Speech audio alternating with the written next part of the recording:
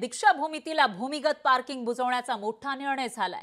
दीक्षाभूमी स्मारक समितीच्या बैठकीमध्ये हा निर्णय घेण्यात आला आहे। तर पार्किंग जागेबाबत पुनर्विकास प्रस्ताव सरकारकडे सादर केला जाणार आहे। भूमिगत पार्किंग निर्मितीसाठी आतापर्यंत 25 कोटी रुपये खर्च करण्यात आले। मात्र आता हा प्रश्न उपस्थित होतोय, जर ही पार्किंग आता बुजवली जाणार आहे तर ते जे 25 कोटी रुपये खर्च झाले ते आधीच का खर्च केले असा सवाल या ठिकाणी उपस्थित होतोय। कारण भूमिगत पार्किंग दीक्षाभूमीवर बनवली जात होती, त्यासाठीचा निर्णय आधी घेण्यात आला होता, त्याच्यावर आक्षेप घेण्यात आला, वारंवार निवेदन देण्यात आलं, तरी सुद्धा इथं काम सुरू करण्यात आले आणि त्यानंतर जे अनुयायी आहेत त्यांचा उद्रेक पाहायला मिळाला होता। काही दिवसांपूर्वी त्यांनी आंदोलन केलं होतं आणि तोडफोड केलेली होती आणि आता प्रशासनाला जाग आल्याचं दिसतंय। 25 कोटी रुपये खर्च केल्यानंतर आता दीक्षाभूमीतील भूमिगत पार्किंग बुजवण्याचा मोठा निर्णय घेण्यात आला आहे। दीक्षाभूमी स्मारक समितीच्या बैठकीमध्ये हा निर्णय घेण्यात आलाय।